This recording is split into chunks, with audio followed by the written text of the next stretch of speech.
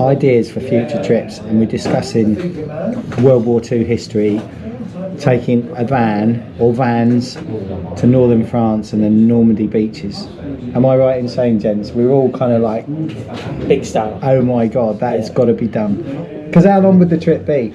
It's got to be 4 or 5 days because of the travelling time in between. If you make it 3 days, you're only going to be on site a day because you've got a day's travelling either side. 3 guys in their mid-50s that utterly all concede. I mean, Tony's an ex-military man anyway. Paul was born up on military RAF sites with his dad. I have no connections whatsoever with the military, but just utterly fascinated by it. We all love World War II history, so we're looking at taking the vans plural, van single, to northern France. Start point, end point, duration of trip, any ideas? We're open to options. And things to see while we're there. You know, Omaha Beach and the landing beaches is one, but what else? Exactly, because we're easily swayed by Hollywood and a certain saving Mr. Ryan, if I can put it like that without being disrespectful. But yeah, there's a lot of history out there which is just waiting to be discovered, and just to go somewhere like that and to just shut your eyes and embrace what the hell went on there, it will just be mind-blowing. So yeah, lots of nodding heads.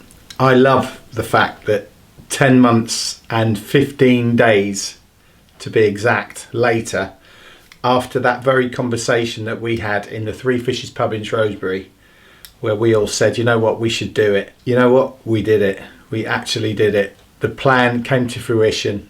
Fabulous, fabulous trip. We did it. So I have reached the point. I am genuinely quite excited and a little bit nervous for some bizarre reason, but I'm nervous probably because I'm just thinking, what have I forgotten? But the time has come for me to set off for Normandy in France, in Rennes. It's going to be a trip of a lifetime. It's something I wanted to do for years and years and years, ever since I was a kid. And at 57 years old, I'm about to do it. So yeah, a 5-day duration. So we're going, it's Sunday now, we're driving to Dover tonight, or today. Going to stay over the night in a pub in Dover and get the ferry first thing in the morning. So Monday to Friday, going over to Calais and driving, I think it's 4 hours across to Bayeux, and then we're going to explore all the D-Day stuff. I am so excited.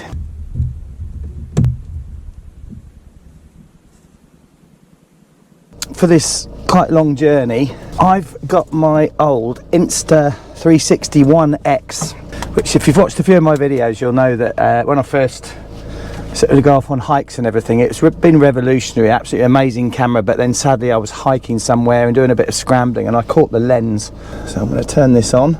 But anyway, this makes a fantastic dash cam, I realised, because there you go, put that on film and boom, and here I am.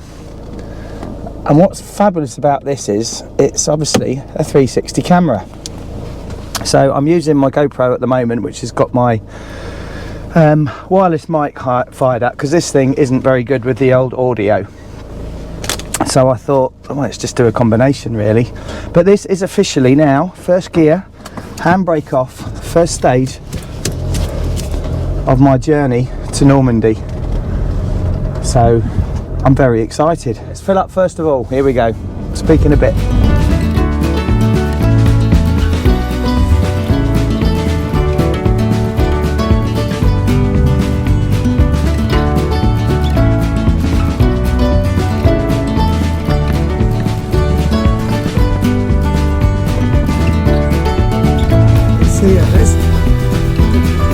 It's here, we're doing it.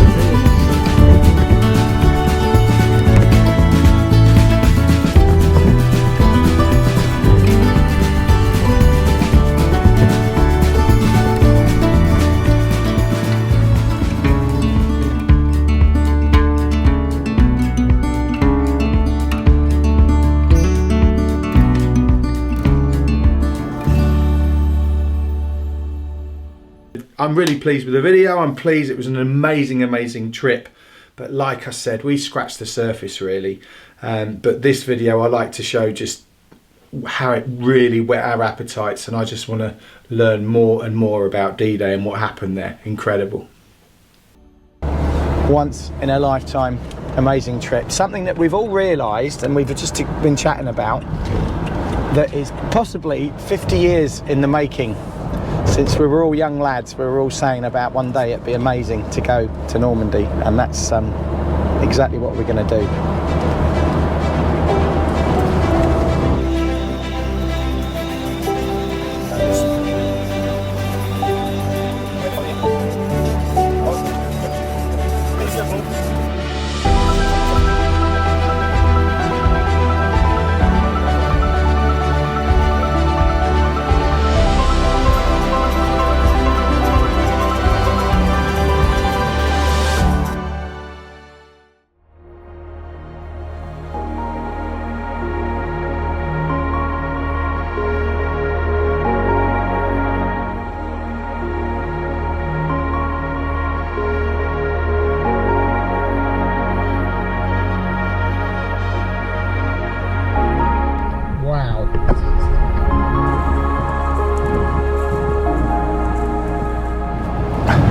Paul has excelled himself getting this place for us. We just had a cracking meal and we've just come for a little wander, and that's where we are, back there at that pub. The imposing white cliffs of Dover. Fantastic, what a spot, what a spot. What a great start. A couple of pints of Guinness, cracking Sunday roast and a little wander.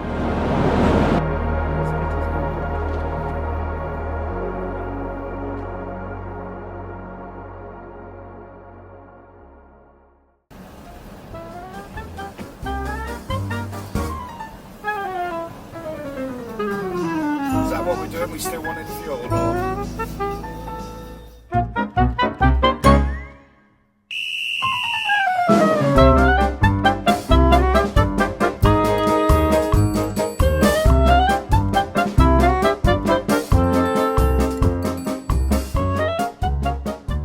So, good morning.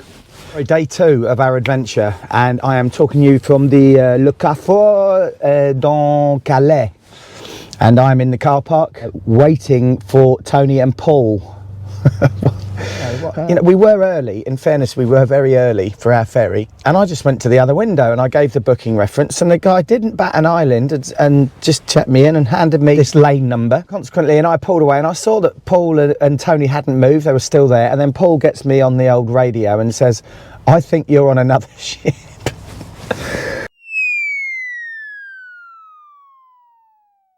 And I said, "You are?" And he said, "I think they've just checked you in," and it is how they do it, isn't it? I think there was a sailing before ours that was delayed, and because I'd gone in the other queue, which I am never ever going to live down with Paul and Tony now, for God's sake, they checked me. They checked me onto the earlier sailing, and consequently I literally sail off. I follow the lane and get on the ship, and yeah, guess what? I was on an earlier sailing. So Billy No Mates here did the sailing across on my own, which is hilarious. Good. So anyway, there's the update. It's pouring with rain. I'm consequently just sat here now waiting for Paul and Tony, and the predictable leg pulling, which I will never live down.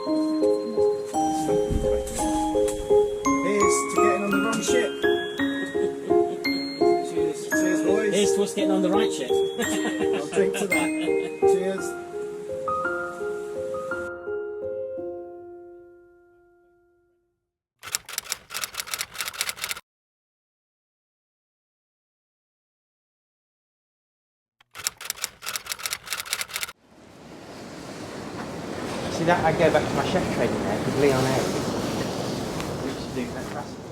First pit stop, and we are in Lyon-sur-Mer. Lyon-sur-Mer, which is the location of Sword Beach, which is the first beach of our visits on our trip. Very guilty. I was just saying to the boys about not having a clue. If someone had said to me Lyon-sur-Mer, I wouldn't have had a clue. But it's the site of Sword Beach. Priorities were, though, we're all at 50 something, so toilet facilities were required pretty rapidly. And we've had a nice coffee in a little cafe. Did I order in French? You did. You did? Fluently? Yeah, I don't know about fluent, but no, it's been great. We just sat talking about the trip generally, because obviously this is day one officially of our 3 days, where we've just got three free days to visit whatever we can. And it's quite a daunting prospect, and I think the reality is we're not really going to get to see. Obviously, we've all said we'd like to visit all the beaches, but logistically, to do that and all the memorials and everything else alongside, it's not going to be possible. There's just too much to see.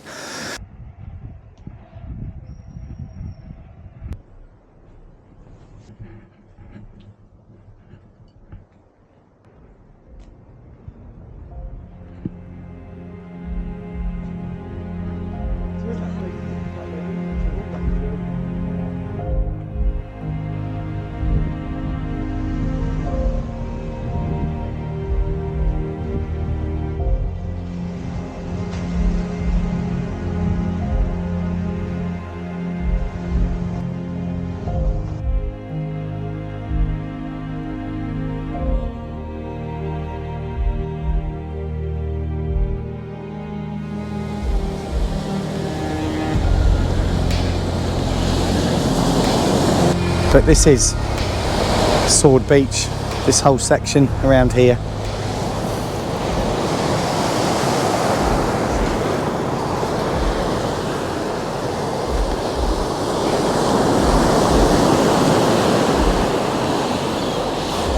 What would the scene have been like here at 07:30 on June the 6th, 1944?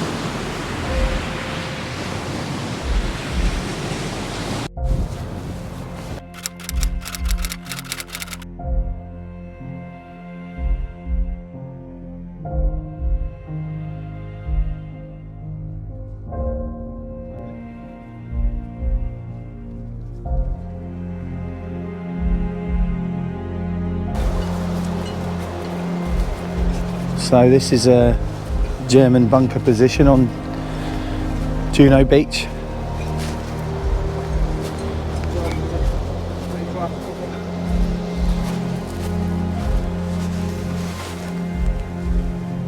Such ugly looking things, aren't they? Oh wow, look where it's been hit. Bit of a pounding.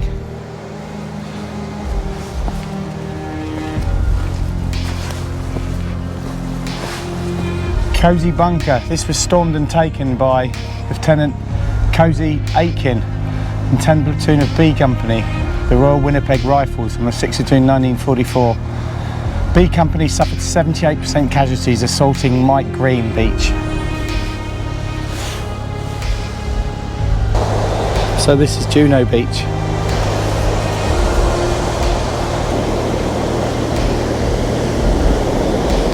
I said to Paul and Tony that it's really hard to imagine the suffering. I kind of figured that when I came here I'd better stand here and imagine the you know, what it must have been like. Well, no, of course, never understand what it must have been like, but just get that sort of feeling, and it's so hard to do. I'm almost disappointed in myself that I'm not more moved by it, which sounds awful. I don't even know if I'm going to include that, because that sounds a horrible thing to say, but what those guys and the sacrifice and everything they all went through is just beyond words, really. But it's so hard to imagine it now. I just could be walking on a beautiful beach in northern France without really realising the implications of what went on here. But thank goodness that there's things like this to make people never ever forget what was done.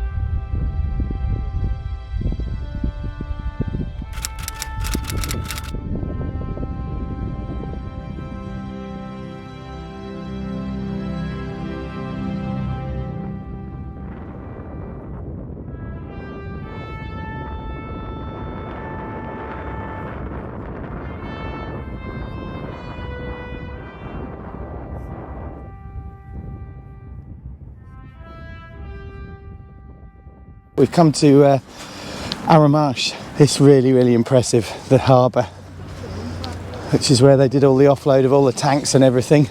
Absolutely fascinating. And this is what they used to drive all the heavy machinery, the tanks and trucks and jeeps, onto land as part of the massive Allied invasion. So what we've elected to do is to actually walk down to the museum. I mean, look at this view here. That's an 88mm gun. It's just staggering. Look at that view down on the beach. But yeah, we're going to just walk down. There's Tony and Paul over there waiting for me, because I've just gone back to the van to get supplies, because it was a bit of an impulsive decision. We thought we'd just walk down, have a nice walk, because it's such an amazing area.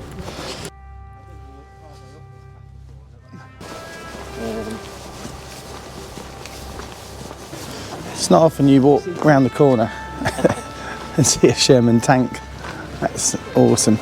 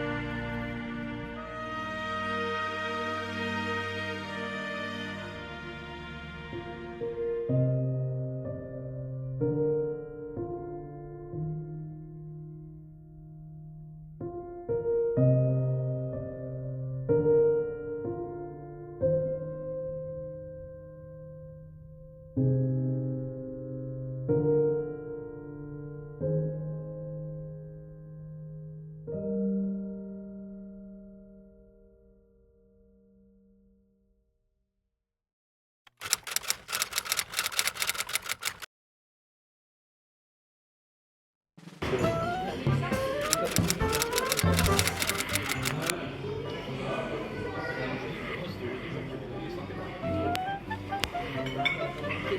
not keen on that.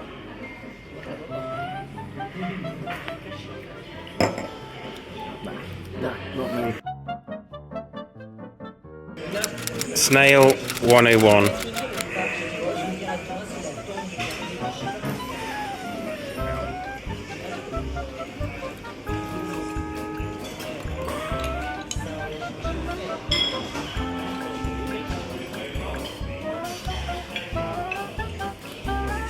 Yeah. Yes or no? No.